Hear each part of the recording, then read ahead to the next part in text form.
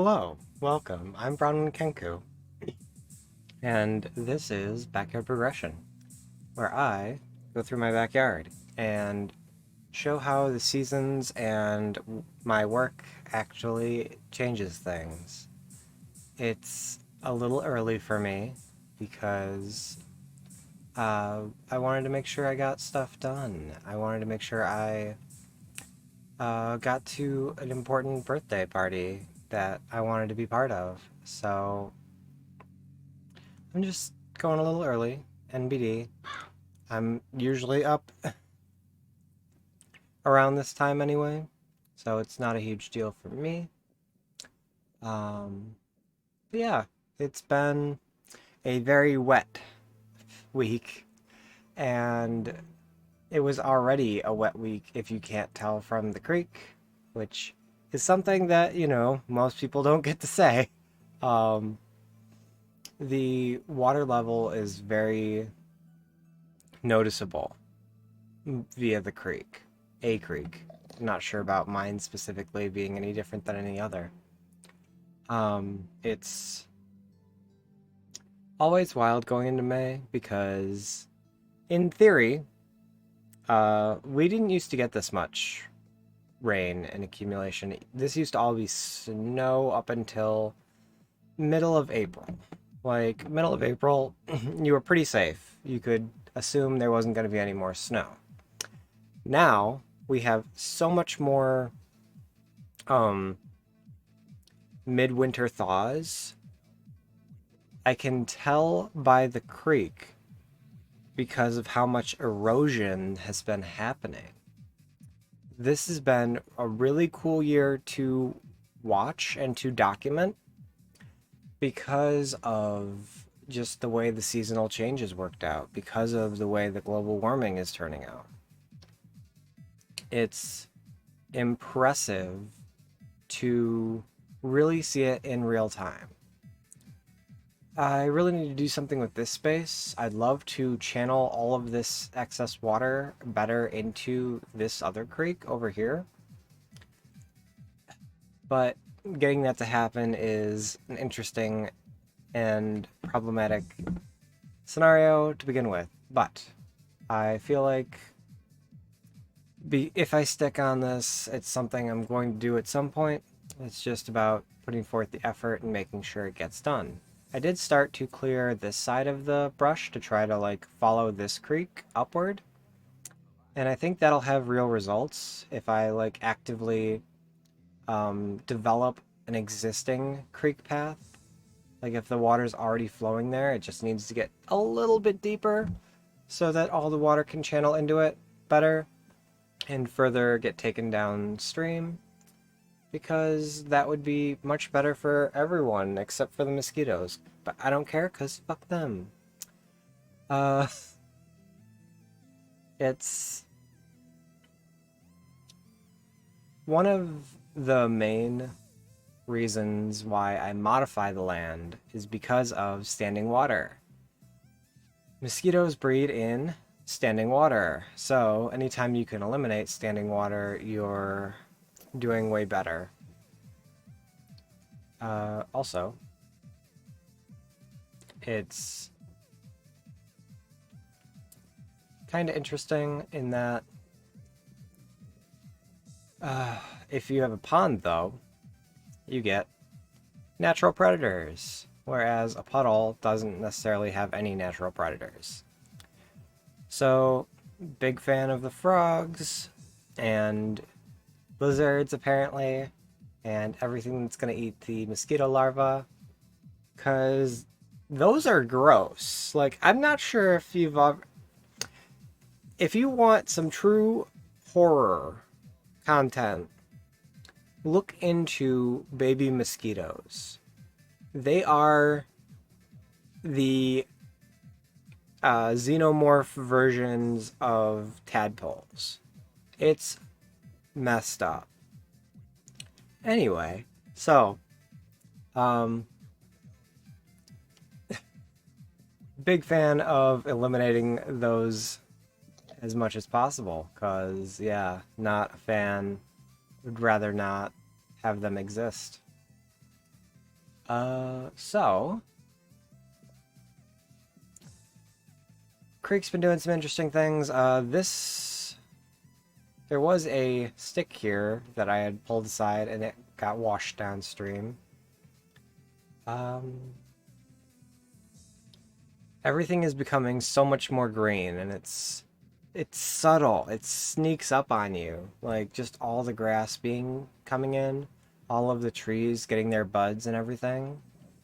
It's amazing to watch it all come in. But like most things, like most progression, if it's gradual enough, people aren't going to notice. If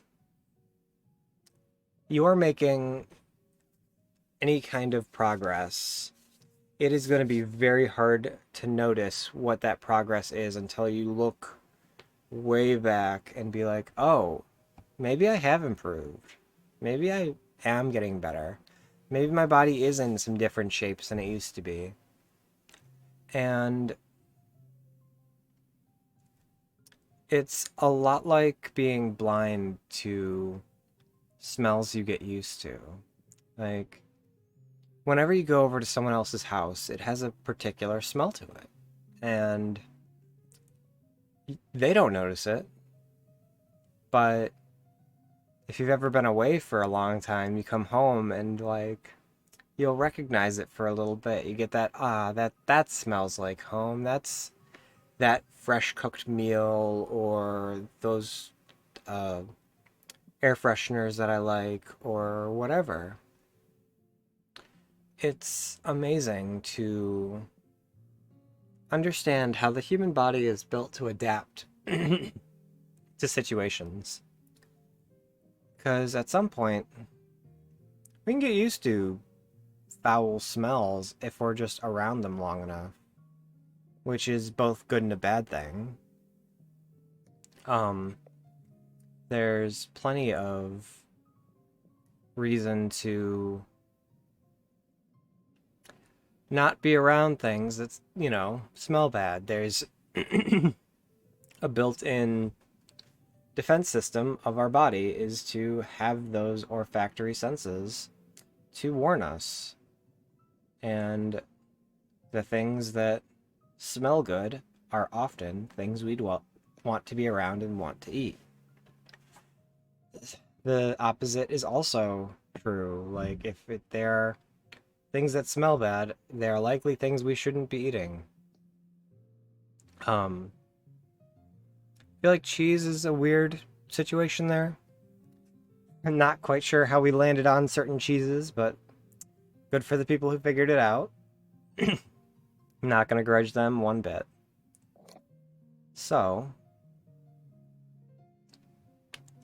our bit through here, I'm realizing that this is supposed to be a tributary. These paths here, they actually have a line that if you follow it properly will exit back into the creek. And that's important for me because I hate it when these paths take on water and it's that same standing water issue. Gives mosquitoes long enough to breed and make new mosquitoes. Things I'd rather not have. So, pursuing forward, it is right over here, actually. Like, I kind of make a better point to look at it this week, but right here, this here, that can be a tributary that can be followed all the way up and around through the different paths. So, that'll be a project at another point. And if you are noticing a pattern here, it's yes, I'm trying very hard to minimize standing water because mosquitoes aren't necessarily back yet. They're not prevalent, I should say. That's important. So, nipping this in the bud before any issues. Can't get rid of them completely, apparently, because they are an important part of the existing habitat, and they feed all of the little critters that I enjoy, but all the same, that I'm not eliminating them from... I'm reducing the amount of places they can be otherwise. If the Froggos kill them all, that's on them. That's their issue. They have to be better about not eating themselves to death. I'm cool with that. I just want to eliminate excess mosquitoes. Don't need to be without natural predators. Because honestly, I don't think any of us should be without natural predators. It kind of keeps us on our toes a little bit better, makes us a little bit more wary.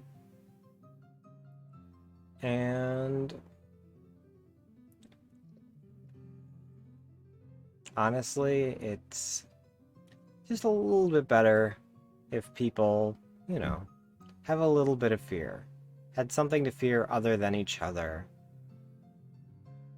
So I do appreciate the people who are reintroducing wolves and not necessarily bears. Bears are kind of assholes, but you know, whatever. Bears have had amazing PR. It's impressive. Between Yogi and Yellowstone and like all of these circus bears that are existed, bears have been really minimized in their fear, which is wild because they are one of the most apex of predators. They can actively fuck up a moose, which is basically a living tank. And that should be frightening enough. But it's amazing how they can track and be aware of what's in their territory. Beyond that, they're also not opposed to killing their own and their young. Much like people in our society. So who's the real monster here? Anyway, it's rough in society and modernity and just how everything is moving along. Things aren't getting better for the average person, and it's unfortunate. And it should be. We shouldn't have to be worried about finding food or foraging or getting arrested for foraging, which blows my mind. It's one of the weirdest things in modernity that bothers me.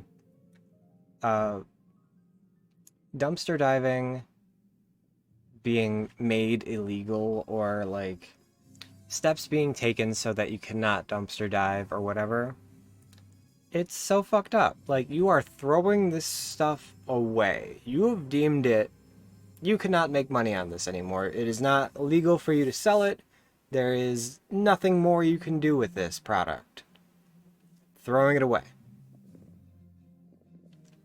But you...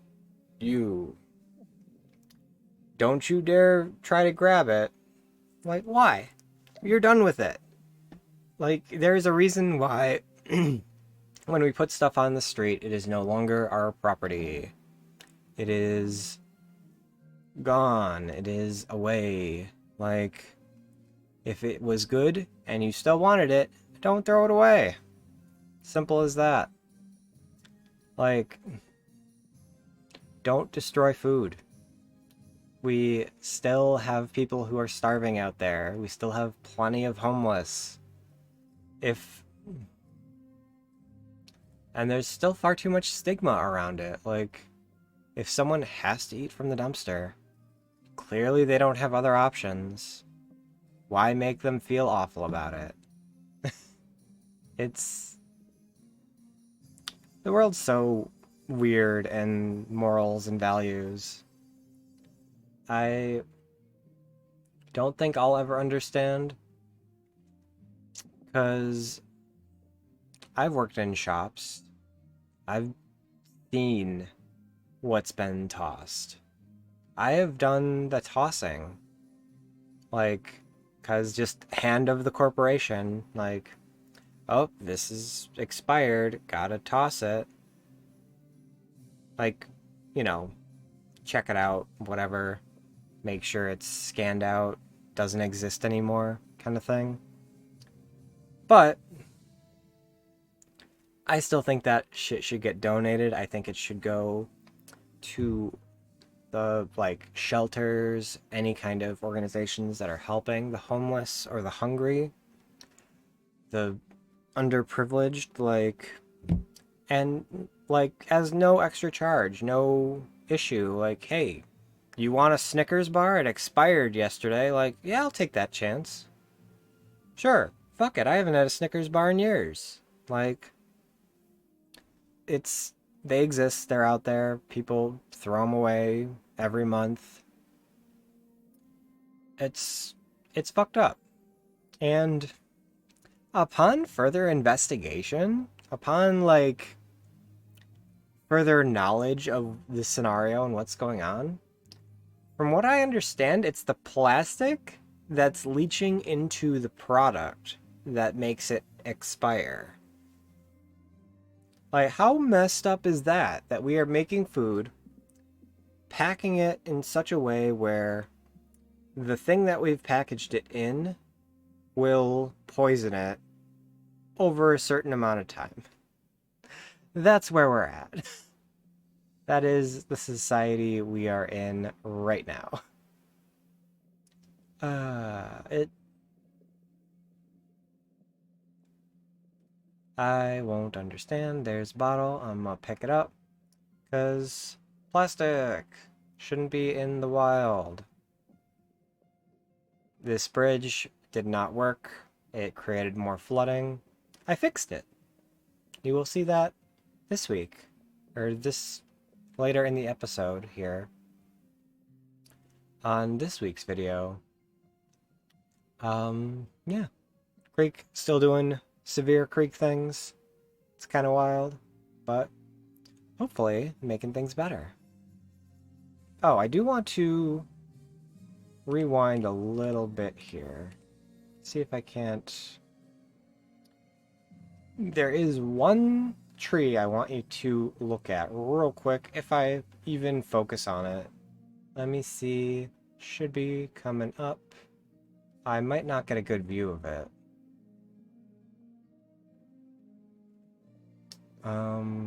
Yeah. Okay.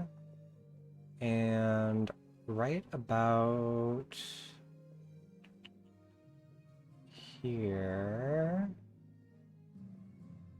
No, I instantly, like, for exactly half of a second. So yeah, across here. And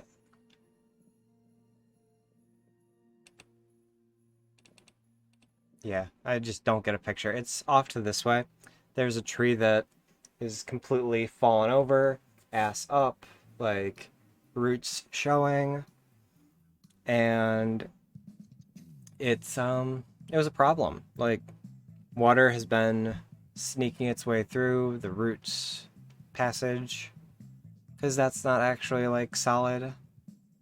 So that gets taken care of this week. So moving on to this week's video in one moment, because I happened to pull out a one-way sign. So remember, time only moves forward. Do what you can to stay in the moment as we get to the next video.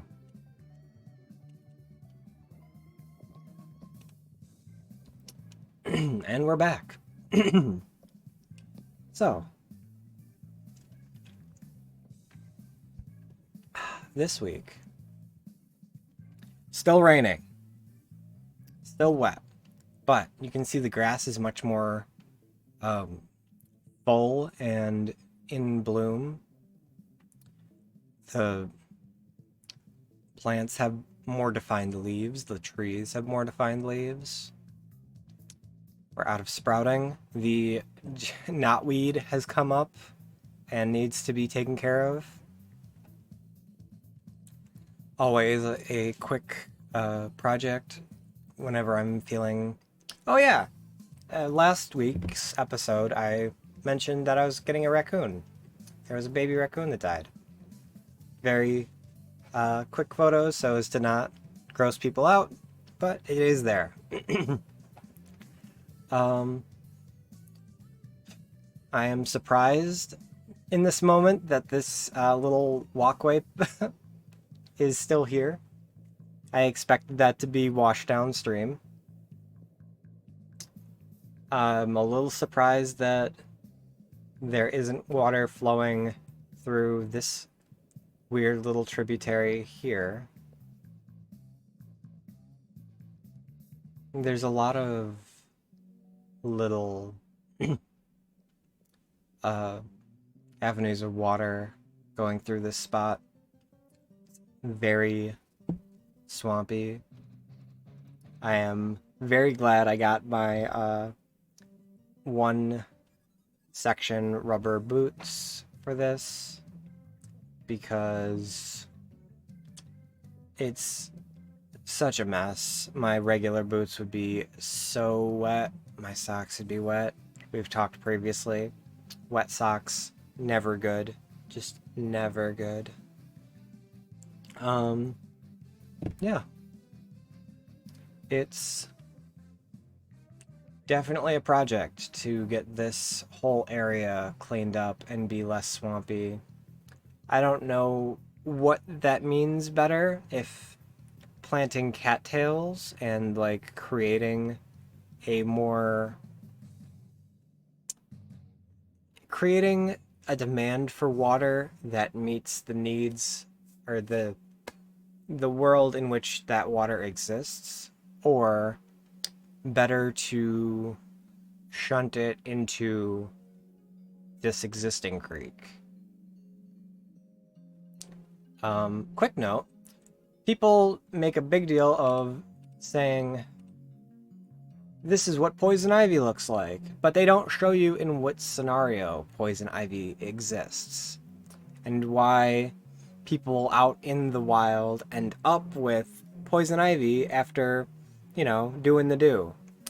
So, these kinds of vines going up trees that have available leaves for people to grab, don't do it. Don't do it. This is a better distinction on what poison ivy is. And I've had to tell people out in the wild, like, hey, we're camping, whatever. You can't burn that when people are around. That will not go well. Like, don't use that one.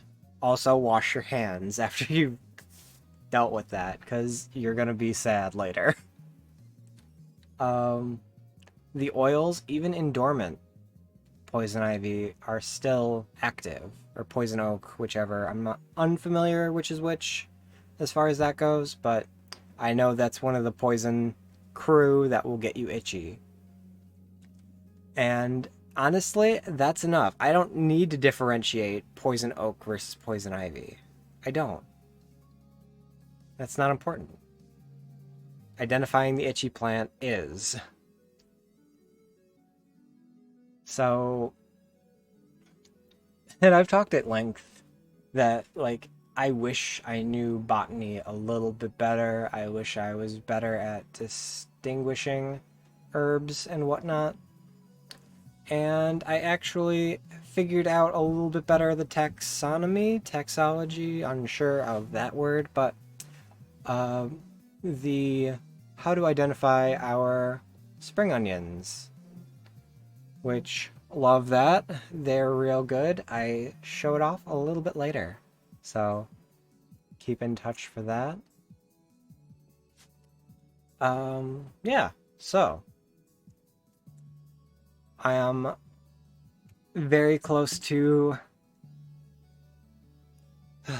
like, I had this concept during the winter of showing off some of the 1 hour, one life stuff. Because it's a really cool game, it's really well made. The person who made it, person singular, um, had a really good idea and they researched a lot of the different things very well. So it's wild to see that a lot of them are correct. And even a lot of the edibles are correct. Because they mention spring onions and uh, burdock and wild carrot. And spring onions are absolutely available. And they're a thing that grow in a lot of places. I'm unsure if they're the same as ramps. I am not familiar with the term, but or like what that refers to. Like I've heard people call them ramps, but I'm not sure if they're the same or whatever. I'm gonna call them spring onions because that's what I feel comfortable with. So when you look at grass, you'll see that it has a very um, it's very defined in the way that it goes to a point. It will bend and whatever, but it has very standard length blades. When you see some grass with thin blades to a almost spiraled tip, like it, how to put it? It it goes to a very thin tip. It is also a slightly different color. So you get this grass in this lush green, and then should be coming up shortly here. I notice that there is some right over, yeah. So, see how this is coming to a very sharp point as opposed to this kind of blade? That denotes that this is a patch of wild onions. So I'm just gonna pull a few, have a bite, sniff first. If it smells like onions, it likely is onions. Um, and yeah, it was a nice little mid-walk snack. And it's important to not take too many or not, harvest too much. I'm definitely not pulling it all the way out by the root.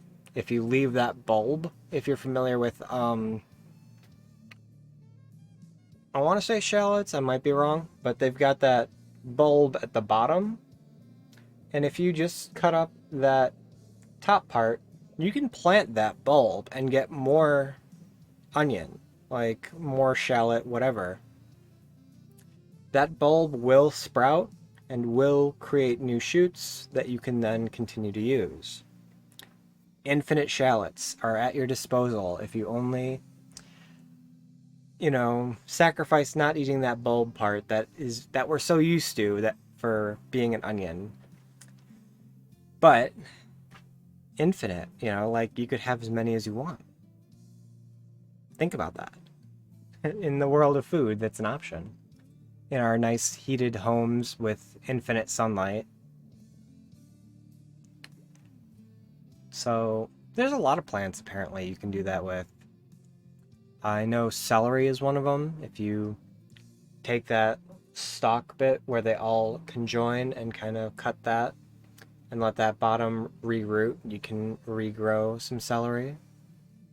Um, Unsure of others. Carrots probably. You can cut off the most of the taproot, but leave that top with the leafy bits. Because the carrot is the root, and the actual plant would be above it.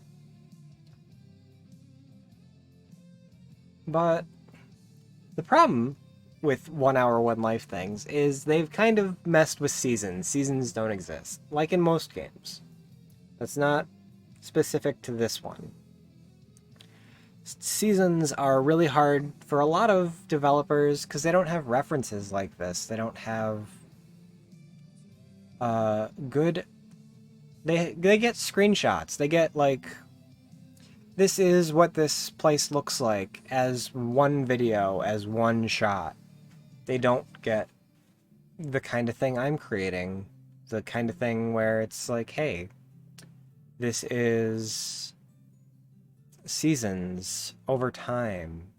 This is years of the same location, week after week.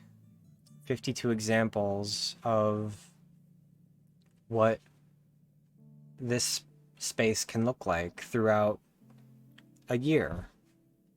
And it's so wild that that doesn't exist more. Like, it feels like a Miyamoto style thing with Pikmin. Like, this is my backyard. This is the farming experience. This is the way nature looks. This is seasons. Because even a lot of places in the States don't have seasons the way we have seasons. And it's so jarring to not see it. Like, I'm pretty sure I would be very jarred moving to Texas or wherever. But regardless, it's it's wild to not have seasons in games in a lot of ways. Um, Mostly, like going back to 1 hour, one life. It's so they'll have spring onions, they'll have the wild carrots, and they'll have burdock all at the same time, which does not exist properly.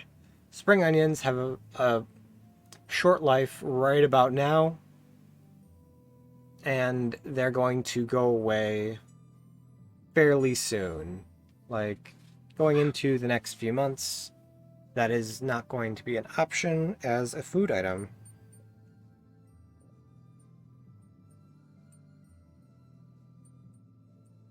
Sorry, I am diabetic, so gotta make sure I'm tracking my insulin and all that jazz.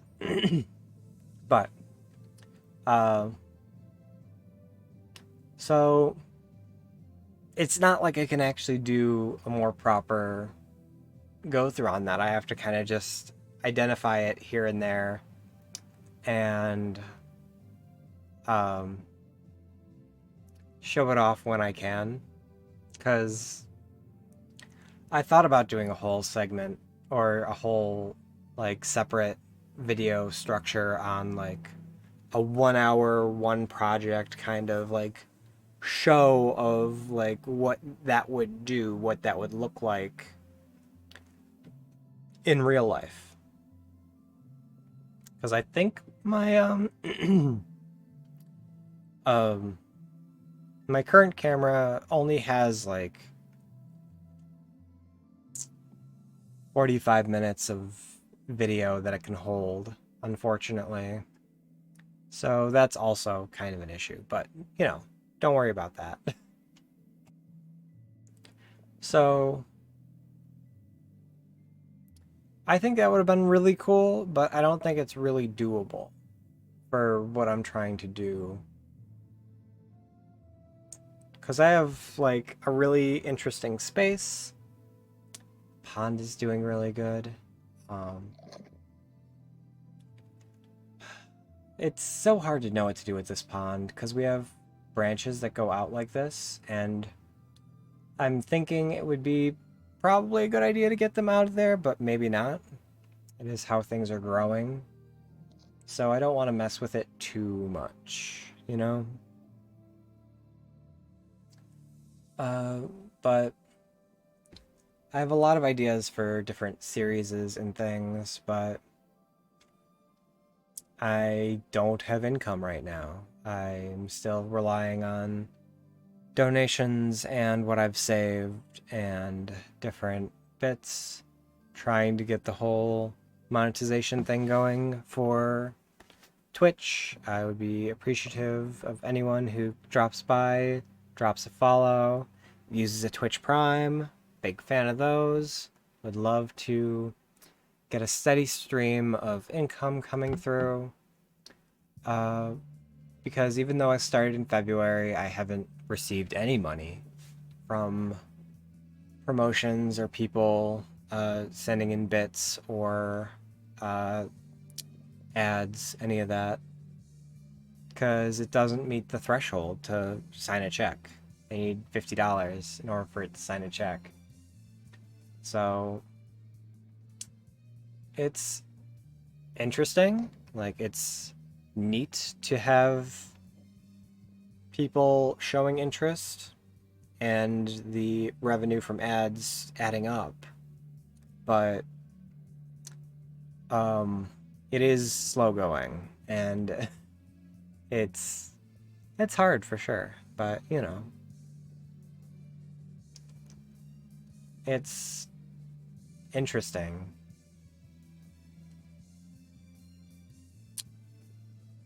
Life's just really hard out there, and it's amazing how the different generations have looked at it and how people are being judged in this moment. Like, I saw some sort of silly article every time I browse these kinds of articles, because I try to stay up to date, on like, you thought millennials were bad, wait till Gen X, or I'm sorry, Gen Z enters the workforce. Like, no, that's not what's going on. We've just, Gen X and millennials got piled on. Boomers and greatest generation had unions. They said, no, you can't, I'm going to do my job, and that's it. Or like this whole workaholism business where they had opportunities to grow in the company, and you could start as a janitor and make your way to CEO in this dramatic, like, rise to the top Phoenix story that does not exist for our generation. We grew up with people who had been at their job for 50 years and got fired for no reason.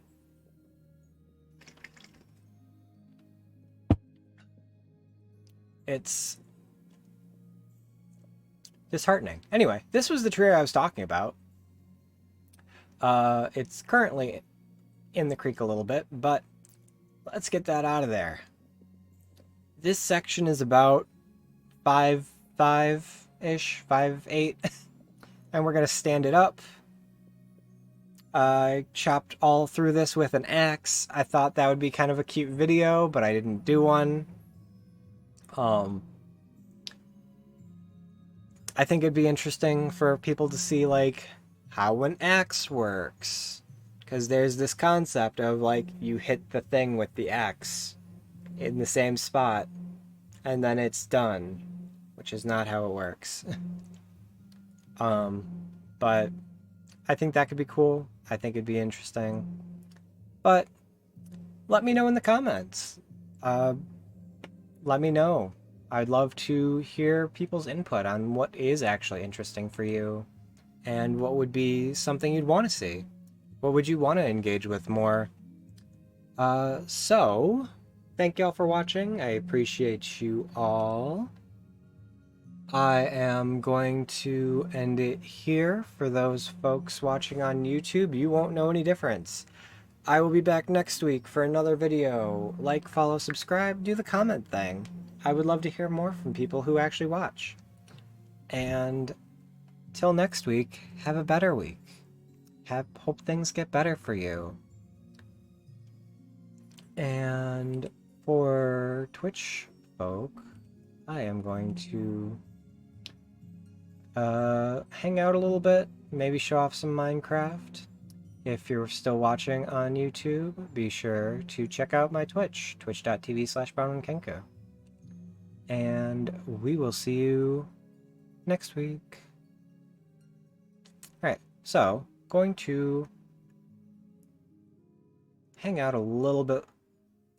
I've got some time before other things start. I've been playing a bit of the new update for Vault Hunters, and I think it'll be interesting.